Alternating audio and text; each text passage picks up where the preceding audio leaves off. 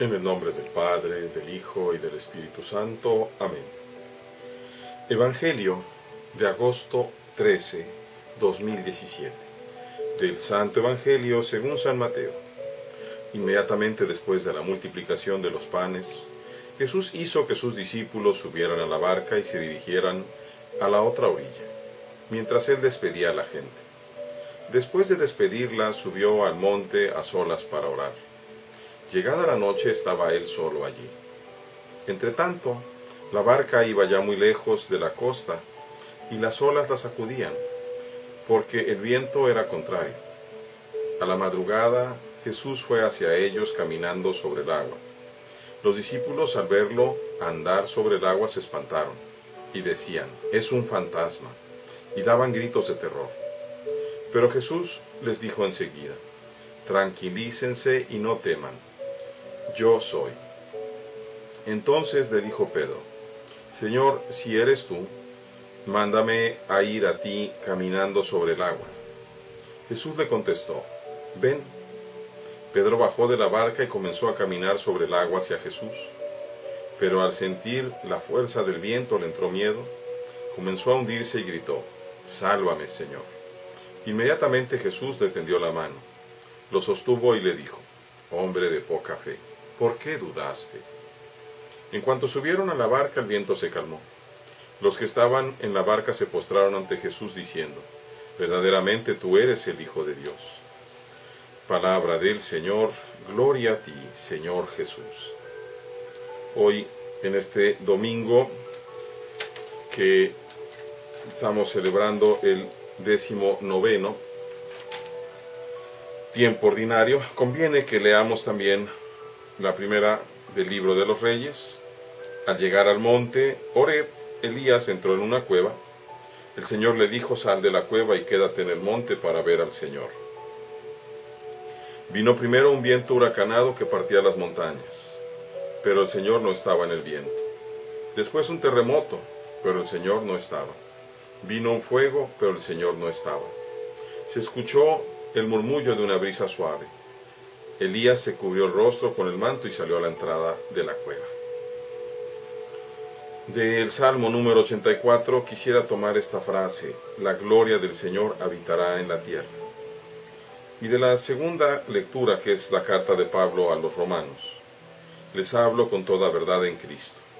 Con la luz del Espíritu Santo tengo una infinita tristeza, un dolor incesante tortura mi corazón. Hasta aceptaría verme separado de Cristo, si esto fuera para bien de mis hermanos, los de mi raza y de mi sangre, los israelitas, a quienes pertenecen la adopción filial, la gloria, la alianza, la ley, el culto y las promesas. De su raza según la carne nació Cristo». Muy bien, entremos pues hoy a esta parte hermosísima del Evangelio, que por cierto lo meditamos el martes pasado. La parte central de la cual quiero meditar es precisamente la revelación de Dios, es decir, del Hijo de Dios, con sus apóstoles. Jesús, Hijo de María, el Cristo, se va revelando paulatinamente a sus discípulos, no sólo de palabra, sino también de obra, y no sólo de obra, sino también de palabra. El día anterior a que sucediera esta caminata sobre el agua, había multiplicado 5 panes y 2 pescados para alimentar a 5,000 hombres, más mujeres y niños. Y los discípulos se habían dado cuenta, por supuesto, porque fue a través de las manos de ellos, de los discípulos, como llegó los trozos de pan para entregarse a toda la gente. Jesús inmediatamente hace que suban sus discípulos a la barca y que se vayan al otro lado, a la otra orilla.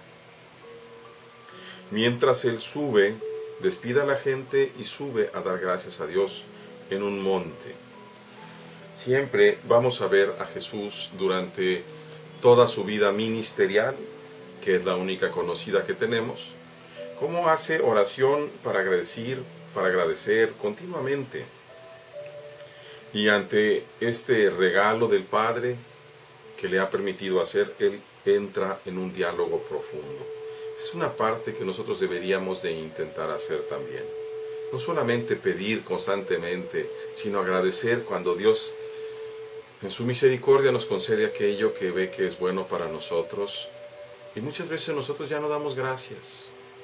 Hemos estado pidiendo, y cuando de pronto se dan las cosas, ya no le damos gracias al Señor. Luego dice, como la barca iba muy lejos, las olas la sacuden porque el viento es contrario, y en la madrugada Jesús se va caminando sobre el agua. No es un capricho del Señor, es una necesidad de alcanzarlos, porque se ha quedado solo. Los alcanza caminando, pero nos podemos imaginar fácilmente esa escena. Ya en la madrugada, todo oscuro, quizá la luz, la media luz de la luna, y ver una figura que se acerca, pues era para espantarse de veras. Por eso gritan, es un fantasma, y están llenos de terror. Jesús les contesta y los tranquiliza. Les dice estas palabras que se pierden en la traducción. Tranquilícense y no teman. Yo soy. Ese yo soy es la misma palabra que escuchó Moisés en la zarza. Cuando Moisés le pregunta a Dios, voy a ir ante los israelitas, les voy a decir que el Dios de sus padres me envía. Cuando me pregunten su nombre, ¿qué les voy a decir? ¿Cómo te llamas? Y entonces Dios contesta a Yahvé, que en el Antiguo Testamento canónico de nuestra Iglesia Universal, es decir, la Septuaginta, de acuerdo a nuestro propio concilio ecuménico, la Septuaginta, y no la Vulgata, la Septuaginta, es la canónica. Precisamente se lee ego eimi, ego y mi, hoon, que quiere decir yo soy el que es. Esas son las palabras. Ciertamente no le dice Jesús a sus discípulos ego eimi, hoon, simplemente les dice ego eimi. Y quizá de todos los discípulos el único que alcanza a entender es Pedro, que sin embargo tienta al Señor. Señor, si tú eres Dios, entonces mándame ir a ti caminando sobre el agua. De otra forma, no habría ninguna razón para que Pedro le hubiera pedido a su amigo Jesús, si no fuera Dios, que lo mandara a caminar sobre el agua. Eso era imposible. Pero Pedro se arriesga, lo tienta y se arriesga. La expresión de Dios es hermosísima, es como esa suave brisa. Simplemente contesta, ven. Y Pedro efectivamente se baja creyendo que Jesús es Dios. Por eso puede caminar. Pero después le da miedo el viento y deja de pensar en Jesús y se comienza a hundir. Quizá nos haga falta considerar que tenemos que adherirnos, abrazarnos verdaderamente a la fe que Dios nos regala y no dudar, porque de eso se trata en la totalidad del Evangelio.